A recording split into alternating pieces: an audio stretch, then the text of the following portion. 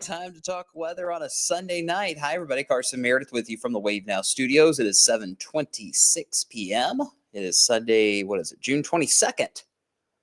Do you remember what happened on this day back in 2011? That just reminded me. We had a miniature tornado outbreak right over the Louisville Metro on this night 14 years ago. It was right around this time, in fact, around 7:30 in the evening, where we had some tiny little supercells develop right over the metro and dropped a few tornadoes, damaged a few horse barns back at Churchill Downs. There was a tornado went through the industrial park. Yeah, that was a wild night for sure. I remember it well. I was heading into my freshman year at Male High School that night in 2011. Wild. Don't have to worry about that tonight, but we do have to talk about the heat. Quite honestly, I'm going to give you guys information that you already know. There hasn't been a ton of forecast changes this evening, but nonetheless, we'll walk you through the heat for the week ahead. We'll kind of give you an idea of the risk we're concerned about with this heat. We're going to share some maps from the National Weather Service that they're experimenting with when it comes to forecasting the risk or the impacts of the heat on you. So we're going to look at those maps. We will talk about some storm chances, especially by next weekend. And we will even talk about the tropics. Haven't heard that much this year, but indeed, we do have some tropical chatter tonight.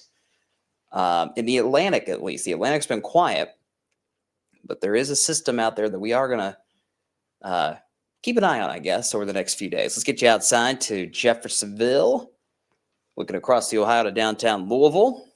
We had all those puffy cumulus clouds bubble up this afternoon during that hottest part of the day. Those have dissipated, and all we're left with now is a nice blue sky. It's a little hazy. It's not terrible, but obviously it's pretty hot still, right? Here in Louisville, our current temperature is still 93 degrees.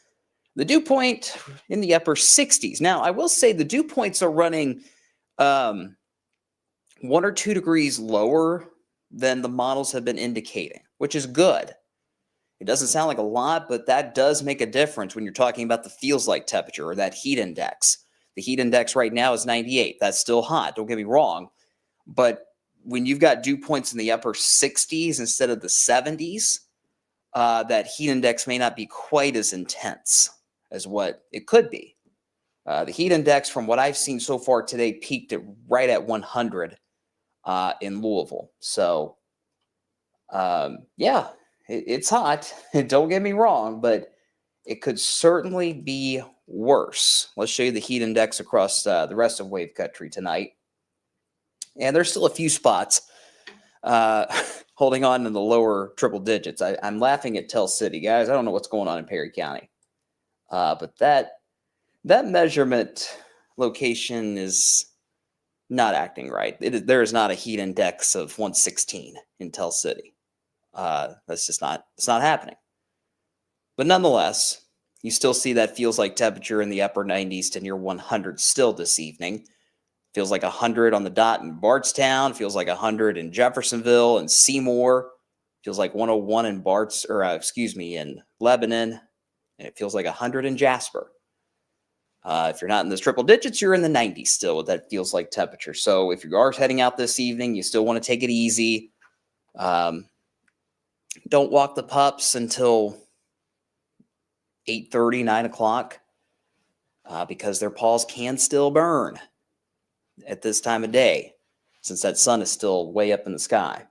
And just make sure you keep hydrating. Keep hydrating every single day this week. We did mention there is a 10% chance that a lucky few could see a downpour today. So far, none of us have seen downpours, but better late than never, I guess. We got this cluster of downpours across southern Kentucky that is moving north and west in odd direction. Not unheard of this time of year, but these downpours are moving to the north and west just a little bit. And looks like one downpour is about to move into Adair County. So if you live down near Columbia, you win the downpour contest tonight, it appears. Now, a lot of these downpours are going to be fading here over the next hour or two as we lose that heat of the day. But if you look closely, this cluster of thunderstorms right along the Kentucky-Tennessee line, it's outside of wave country, but they have produced these outflow boundaries, like so. You can kind of see it faintly right there along the Tennessee border. And that will actually kind of be focal points for our downpours tomorrow and Tuesday and Wednesday and Thursday. So there's going to be a better chance this week for some of these downpours, like you're seeing here on radar across southern Kentucky, across the entire region, both in Kentucky and southern Indiana. Is it going to be a lot? No. It's only a 20% chance each day, but it might be enough to knock down those temperatures 5 degrees during that hottest part of the day, if you're lucky. Sometimes it's better to be lucky than good, I guess. And that'll be the case this week. So for at least the next 2 hours, we'll keep an eye on these downpours as they try to sneak their way in from the west. I'll put radar on a loop. Look at all those outflow boundaries earlier. My goodness. There's one right there. There's another one. They're just crisscrossing the Volunteer State moving into Kentucky this evening. So some of these downpours, especially east of Columbia, out towards Somerset, you notice they are weakening, but there's also little blips that keep trying to flare up from time to time. So we'll watch Adair County and possibly Greene, Taylor, and Marion County too, maybe even Hart County. So our far southeastern counties, Hart, Greene, Taylor, Marion, Adair. If you live in one of those counties, we'll keep a 10, 20% chance for one of these downpours to move in over the next 2 hours. And then by about 9:30, 10 o'clock tonight, most of these should be gone. Everybody else is dry for the rest of the evening. Main issue with these, of course, would be heavy rain. Not much of a severe threat, but it just goes to show you that there is going to be some action on the radar this week. Not a ton, because that heat dome is still in control, but it's hot and it's humid enough to get some of these downpours every day. All right, comment time. Who's watching tonight? Probably the usual suspects. ZK says hello. Scott says hi. In Michigan last week for a mission trip. Good for you, Scott. Very nice. Any severe weather? Well, we did have a pretty strong line of storms roll through on Wednesday in southern Indiana. Hit quite a bit of tree damage with it. And then really, since then, we haven't had much until what you're seeing on radar tonight. Anita says, hi, how much longer for this heat wave? At least 4 days. At least 4 days. Maybe longer than that. And I'll explain that rationale here in a second. DJ King, what's up, man? Hope you're good up there in North Vernon. I haven't seen you on the stream here. You haven't been commenting a lot lately, so hope all's good in your world. Angela says, hi. Scott, thank you for the reminder. 92 days till fall. We posted on the Wave Weather social media pages today, 182 days till winter. Do you miss winter after this heat? A lot of people do. A lot of people do. Let's see here. Sean's watching us down in Clarkson. Hope all is well down there. Marianne says it's too hot. I agree. Let's see. All right.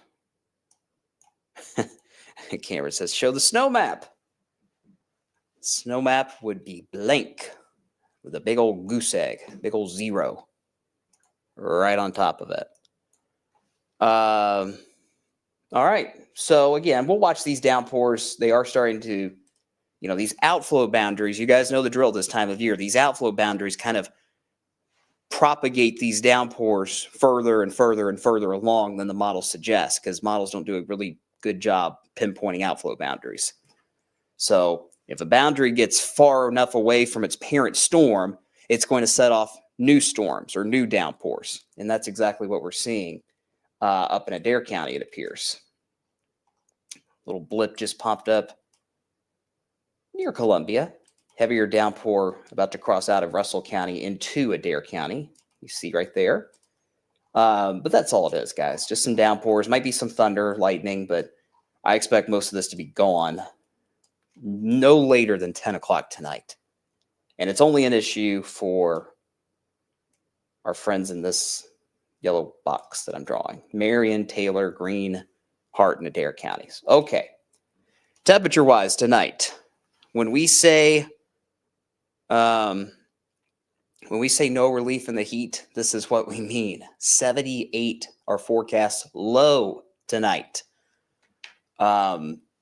We barely got out of the 80s in Louisville this morning. We bottomed out at 79. Will likely be the same story again tonight. And I can't rule out some nights. I can't rule out some nights where we have those temperatures stay in the 80s in Louisville. Doesn't happen very often, but it does happen at least once or twice every summer, especially in recent years. So this is what we mean by little relief. Yeah, it's going to be cooler, technically. Okay, great, whatever. Your AC is still going to be running all night. And quite honestly, your bodies are just going to be, we're just going to kind of get slowly wore down day by day because we're not getting a cool night. We're not getting a night in the 60s anytime soon. So this is really going to start to wear on us. And for that reason, the heat advisory has been expanded to include everybody in wave country except Adair County. Poor little Adair County. God love you guys.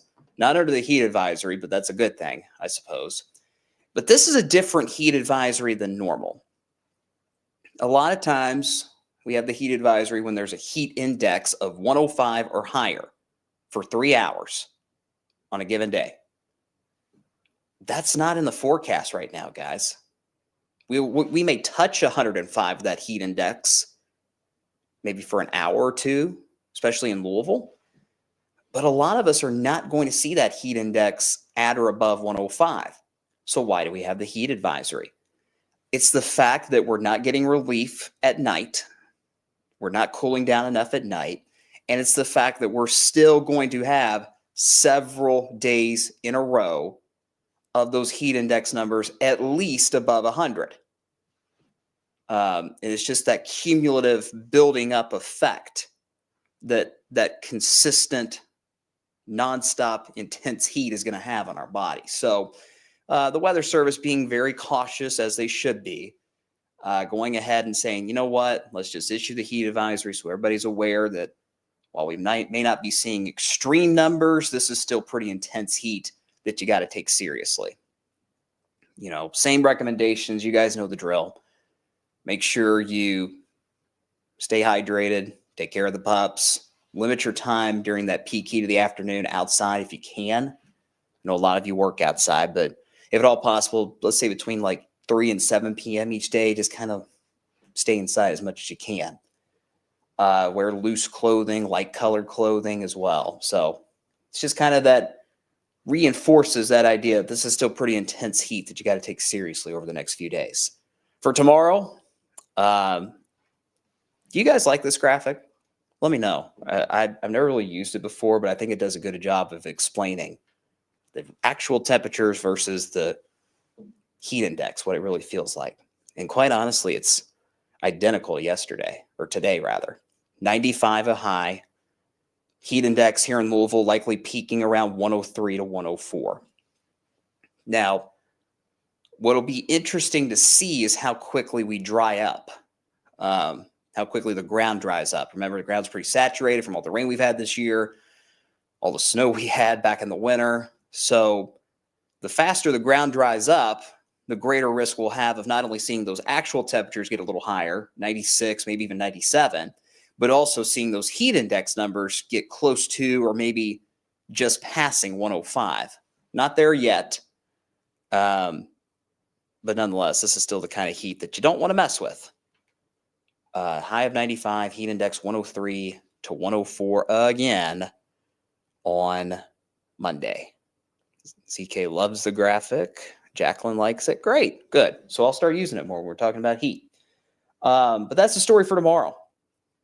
And you notice, exactly like tonight, 7 o'clock, we're at 93 tomorrow evening, still in the low 90s at 8. I mean, guys, it's going to be tough for Louisville to get out of 80 degrees the next few nights. it's going to be really tough, which it happens, but not all the time. Now, as we mentioned, we got those downpours in Adair County. Everybody will have at least a better chance to see downpours tomorrow. So you notice on Futurecast, this is 3 p.m.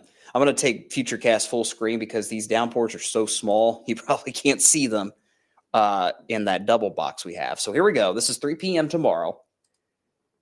Look at the temperatures, low, mid-90s. There go those downpours. Maybe as early as 1 o'clock, but I think more 2 p.m. is when these downpours will get going.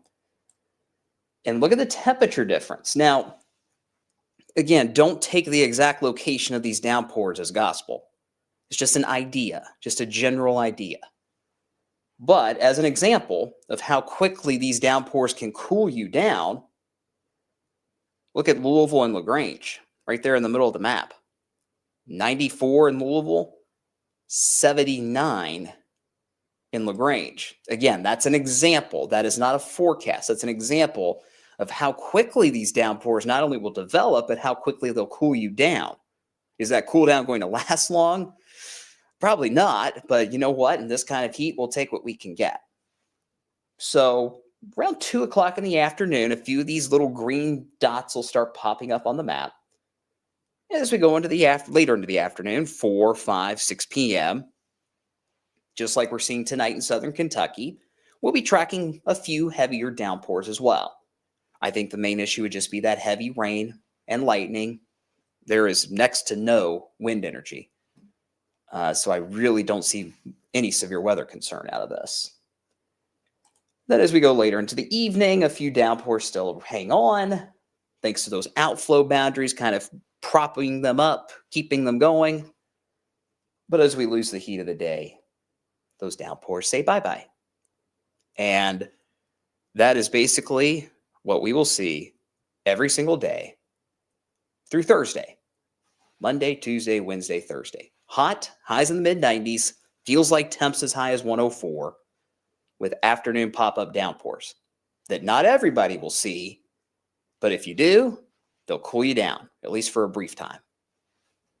So that's the story when it comes to the heat and the rain chances. Now, these are new Weather Service heat risk maps. They've been out for a couple years now, but they're still kind of in the experimental stage, if you will. So they're still tinkering with them. But what this map is telling you, I want you to think of it similar to a severe weather risk map. You know, the SPC, the level 1, level 2, 3, 4, 5, so on and so forth. But we're not looking at necessarily like how hot it's going to get here.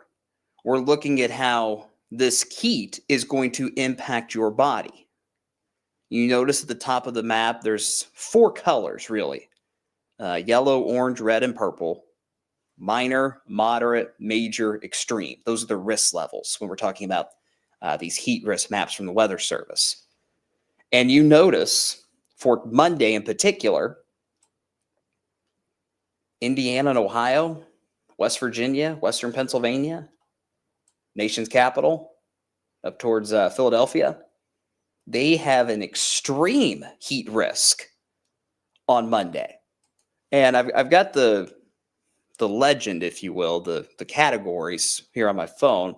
And when you're looking at the zones in purple, which does include parts of wave country, it does include us, they're talking about how this is long duration heat, long duration intense heat, little to no overnight relief, which we just talked about, and it affects anybody that doesn't have good cooling or is not hydrated like they're supposed to be. And that can impact health systems. Obviously, if folks are getting dehydrated, the ERs are going to be a little more full than they might normally be. Heat-sensitive industries like construction workers, they may not be able to do their job the way they want to. So anyway, it's an interesting map, just to give you an idea of how not only prolonged this heat is, but it's pretty intense, and it's going to like I said, just gradually wear you down day by day. It's summer, it's hot, right? That's part of it. But it's just the fact that we're going to have triple-digit heat index numbers for quite some time that's going to really cause those impacts. So hopefully that makes sense. And I think it's a good tool to show you guys the impacts. We can give you the numbers and the maps all you want. If you don't understand the impacts, then, we're not doing our job right. But as far as those specific numbers, we'll still give them to you. Highs of 95 across the board. Today, tomorrow, Wednesday, Thursday. I skipped a day. Tomorrow, Monday, Tuesday, Wednesday, Thursday, highs of 95 degrees across the board. With that heat index up near 104. It's going to be a long week. Hopefully we get more of those downpours each day, those pop-up downpours that can give some of us some relief. Now, how about some higher rain chances? Well, it looks like by the end of the week, we're going to see those storm chances climb. A lot of different pieces in this puzzle here by the end of the week. You see, in general, the heat dome is still over the eastern and southeastern U.S. But at the same time, you're going to have this upper level low that's in the Atlantic right now slide in to the west, slide back into the southern U.S. And as it does so, it might nudge the ridge of high pressure a little further west with it, or it might kind of undercut, if you will, the heat dome. Not exactly sure how that's going to play out just yet. Regardless, it's at least going to start weakening that heat dome. This is Friday. And as it slowly starts to weaken that heat dome, we'll see an increase in the shower and thunderstorm chances starting on Friday. I still think it's going to be hot on Friday. Hopefully, though, we're not talking about heat index numbers over 100 by that point with those higher storm chances. So those are the first two pieces. The ridge, the heat dome, whatever you want to call it, still holding on as this upper level low moves into the western, or moves west towards the southern U.S. As we go deeper into the weekend, look up towards Chicago. We are going to have a frontal boundary start to slide in, or at least attempt to slide in from the north and west. That too, combined with that low down near Atlanta, will kind of work together to ramp up those shower and thunderstorm chances for next weekend as well. Not looking at a huge severe threat at this point, which is good. But those two disturbances, the front to the northwest, the low to the southeast, will kind of tag team to try to knock down this heat dome and put an end to it as we get towards next weekend. It increases the shower and storm chances, but that heat dome may finally start to either weaken or get nudged further south out of our way by the time we get to next weekend. So that's where things stand at this point. If you're really looking for some big time relief, it may not be until next weekend, Saturday and Sunday. We may start to get some relief by Friday. So hopefully that all makes sense for you. All right. Everybody good in the comments? Hopefully I'm not boring you to death. Let's see. Angela's got a good question. What became of that derecho in North Dakota a few days ago? Yeah, I mean, you mentioned it. It produced a wall of wind over 100 miles an hour. I feel like I saw a wind gust of 110 out of that. There were some supercells also that developed ahead of the derecho that I believe, unfortunately, caused loss of life in North Dakota. If not North Dakota, Minnesota. Forgive me, I can't remember. But yeah, that was a monster of a derecho that went right across North Dakota, Minnesota, even crossed into Canada Friday night into Saturday morning. So yeah, that was wild.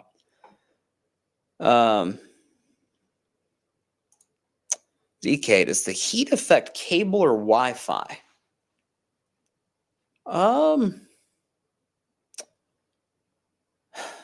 It shouldn't affect cable. if you still have the old school, like cable box, I wouldn't think it would affect it. Wi-Fi, that shouldn't be affected either, unless you maybe have a power outage or something like that. That's interesting. I'm not sure, ZK. Not sure about that. Might want to call Spectrum or AT&T or whoever you got as your provider. Braden, I was looking over the Wave Weather app and I noticed the radar part doesn't show the extreme heat warnings in West Virginia. Why is that? Well, let me pull up my Wave Weather app, see what kind of alerts they have. You remember the extreme heat warnings were renamed last year. They used to be excessive heat warnings. They changed the verbiage to extreme heat warnings. That might have something to do with it. Let's see.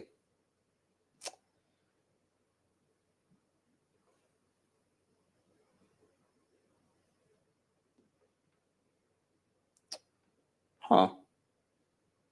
Yeah, that's a good question, ZK. I'm not totally sure. I am not sure. That will be something we will pass along to our app vendor. Appreciate that, Braden. Yeah, that was Braden that asked that question. All right. Cody says, my AC died on Friday. It's been a struggle. Oh, man. I feel for you. That sucks. Hopefully you can get a repairman out there tomorrow. I've had that happen before, too. In Alabama heat.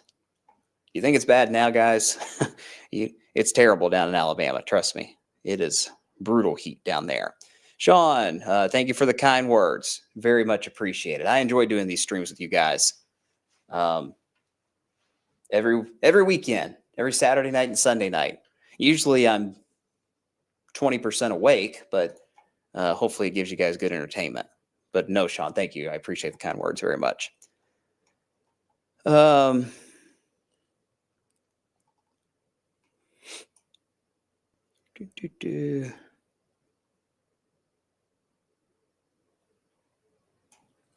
knows Alabama heat down in Ozark. Woo, it's worse down in Ozark, man. I lived up in Huntsville for 5 years. That's bad, but Ozark is worse. Because Ozark, Alabama, for those of you that don't know, I believe is quite a bit further south than Huntsville. It's way down closer to the coastline. So definitely worse heat the further south you go in Alabama. Brandon, are you ready for July and August? Not really, Brandon. I'll just be straight up with you. I'm not, because it's only going to get hotter. And it's also going to mean the tropics will start to get busy, which will segue into our final topic tonight. Well, how about this? Okay, so there is a disturbance, as you can see, in the tropics tonight, way out in the Atlantic, way, way, way out there, even east of Bermuda. When I updated this graphic right before we started our stream tonight, it had a 20% chance of development. But you notice that the area to watch that the National Hurricane Center puts out has changed from yellow to orange, which means that risk for development has gone up. So let me hop on the Hurricane Center website and we will see what it is up to. It is up to a 40% chance now. So let's do some graphics ad-libbing on the fly. Ignore those numbers. It is up to a 40% chance of development in the next 2 days is this particular wave. This is a classic fish storm, okay? It is way out in the middle of the Atlantic with all the fish, with all the sharks, with all the whales, so on and so forth. It is not an issue to the United States at all. No problem. Should this become our first named storm of the season, its name will be Andrea. Andrea is the first name on the list this year. You know, we've been waiting. These first storms have been rather early in the season in recent years. Here we are now into late June, and we're still waiting on our first named tropical system. And it's becoming a little more likely that this low way out in the Atlantic will become Andrea sometime in the next few days. So we'll keep an eye on it. Even though it's Not going to cause any issues for us. It's still something to talk about that's not the heat, right? So we'll watch it. All right, here comes your 10-day. And then we'll wrap this up. Heat, next 4 days at least. 95 across the board. Some of you might be asking, if we're still going to see highs in the mid-90s and the heat index over 100, why is the heat advisory not into Wednesday and Thursday yet? Well, there's still a little question as to how many downpours we'll see Wednesday and Thursday. If we see more downpours than what we currently have forecast, I wouldn't be surprised the Weather Service extended that heat advisory into Wednesday, maybe as far as Thursday. So it's kind of a wait and see situation. But nonetheless, mid-90s, heat index 100 to 104, small chance for downpours each afternoon. That's all you really need to know now through Thursday. Friday, those storm chances start to ramp up a little bit with that low moving in from the Atlantic. Different from that tropical system I showed you, another upper level low that'll move in. And then we get into next weekend. Those storm chances start to climb even more with that front sliding in from the northwest.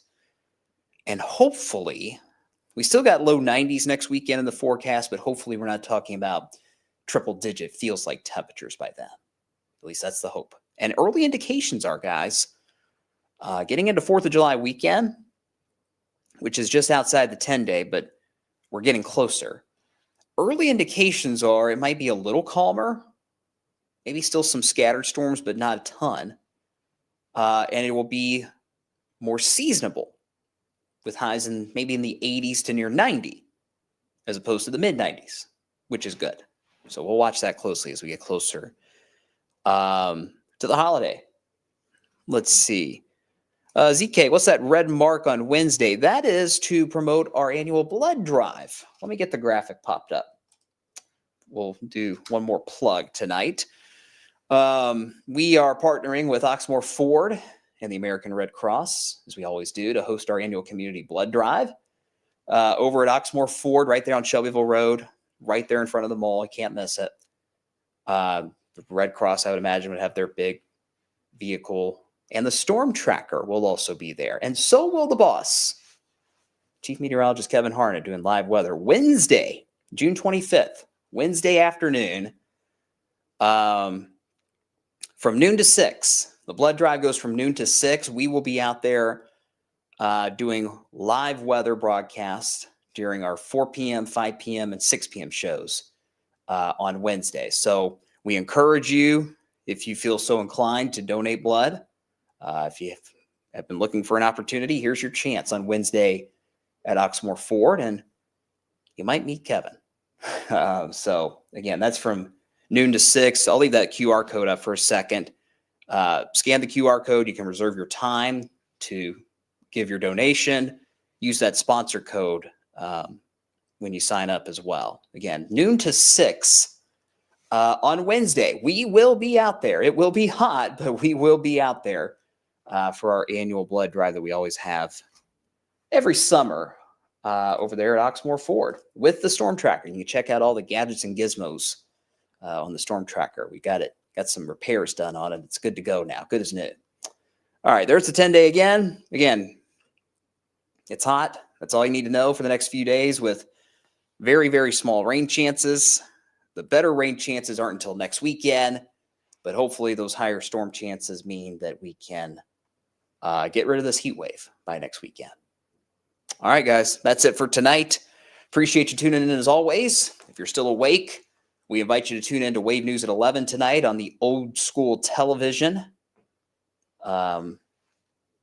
If not, sleep well, stay cool, stay hydrated, and the rest of the crew will be here tomorrow to get you through this toasty week ahead. Thanks for tuning in as always, guys. Hope you had a good weekend. Hope you have a great week. I'll see you on TV tonight at 11, and then I'll see you again on Friday. Have a good one.